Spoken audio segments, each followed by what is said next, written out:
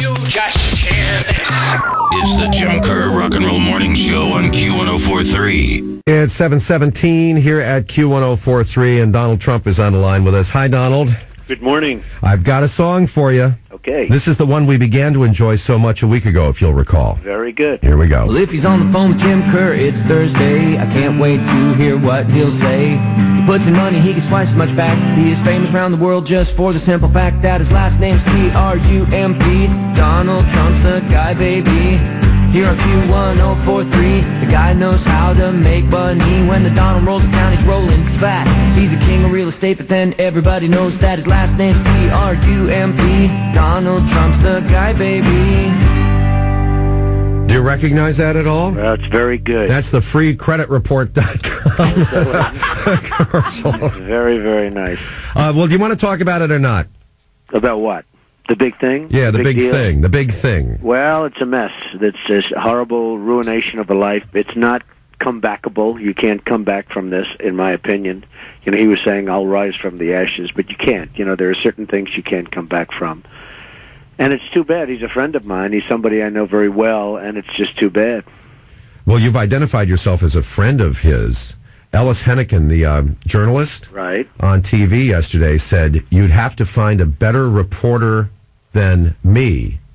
He said you'd need a better reporter than me to find a friend of Elliot Spitzer. Well, Jim Cramer was a friend. I watched him yesterday on the Today Show, and Jim Cramer was a friend. And, I mean, look, everybody has some friends, and I knew Elliot pretty well, and he was always very nice to me, and I was really surprised to see this. This is a side of life of Elliot Spitzer that I would have never guessed. I would have said other things. You know, he's a tough guy. He's a very smart guy. He went to Harvard, got tremendous marks. You know, he was a great student. But he had a weakness, a real weakness.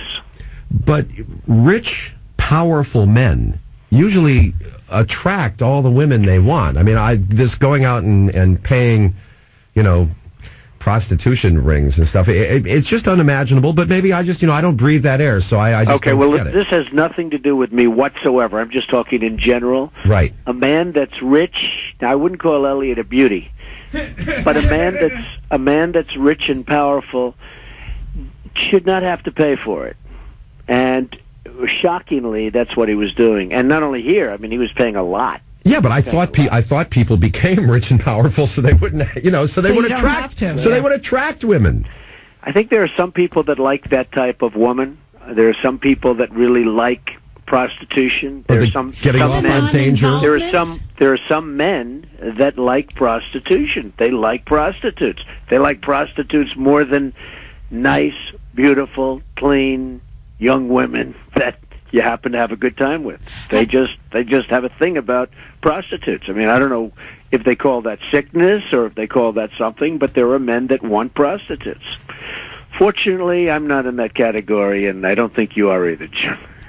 Have you been in touch with the governor since? He called me 2 nights ago, 2 nights before this happened, and it was very interesting because I'm doing something in Jones Beach, and the state screwed me.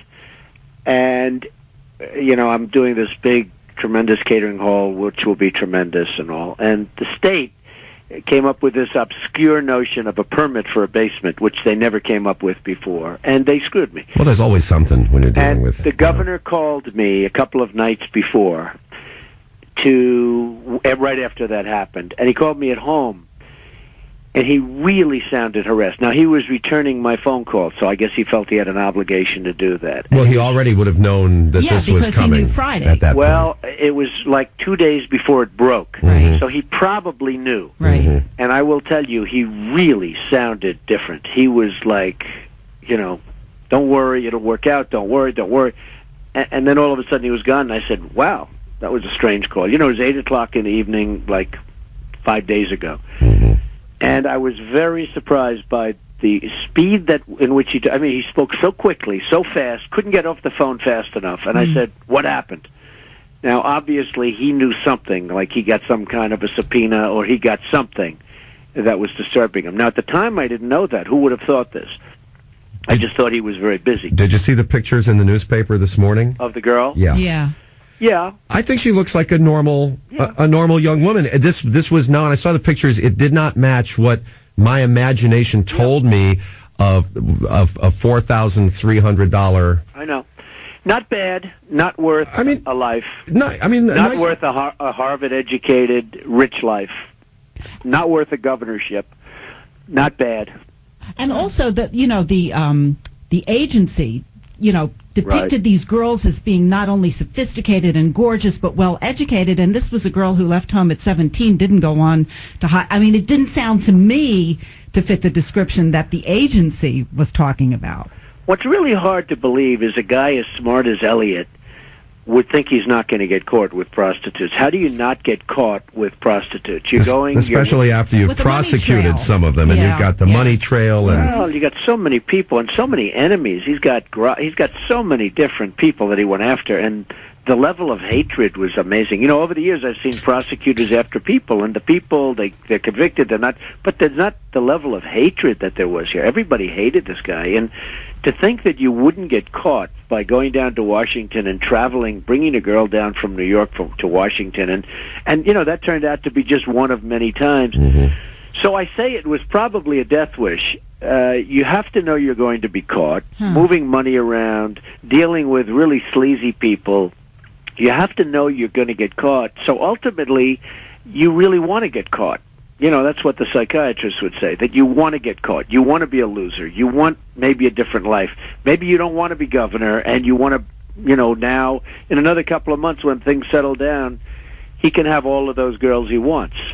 And maybe that's what he wants. But he had to want to get caught. He had to have a death wish. All right, now let's move on to... But nothing else is that interesting. I know. It's so true. I know, but we have to. You didn't ask me the one big question. Oh, what's the one big question? Why did his wife stand by his side? Oh, okay. But they always do. But They always do. I feel bad even talking about her, because she's I mean, she's got the three kids. She looks to me devastated, although more so the first time than the second time. But she looks to me just totally devastated. Oh, when he made that statement on Monday, she looked absolutely shell-shocked. Yeah. I mean, it was very sad. And it was sad to have her there. I feel so sorry for the daughters. I mean, the age that they are, and how can they go to school? This is just the worst possible thing that they could possibly have to deal with. Well, they're at the wrong age lives. to have to deal with this. Well, I said to Melania, if this happened to me, would you be standing there? She said, absolutely not. I was shocked. I said, that is total disloyalty. No, but it does seem weird that these politicians trot out their... I think it's ridiculous. And frankly, I think he looks better if he doesn't have her there. I think it makes him look better if she's not there. Mrs. McGreevy said on TV the other day about her situation in New Jersey, and it's been a few years now. Yeah. She said that she still can't go into a restaurant and sit down and have a meal without noticing that other people in the restaurant are kind of glancing her way and whispering to each other. Well, but she's got to stop going on television. It's enough already. Every time you turn on a station, she's there talking about it. And it's like, that's over. The whole thing is just terrible. But to have this happen to a really brilliant guy with such a great agenda, and I will say this just in closing out this subject, I've seen many politicians, I've supported some, I've gone against plenty of them. And I supported him. I've never seen a guy go into office with higher expectations, ever, in any state, ever, than Eliot Spitzer. When he was elected, he got like over 70% of the vote. It was like a total romp. The entire state was behind this guy. Every single person in the state of New York voted for him except for me. I was John Fasso's one vote. No, is that true? Well, you had that's really something to be said. But, John Fasso, a great guy, but I think he got 2 votes because he voted for himself. But I've also never seen a man crash and burn so quickly, because even before this, he was lame duck.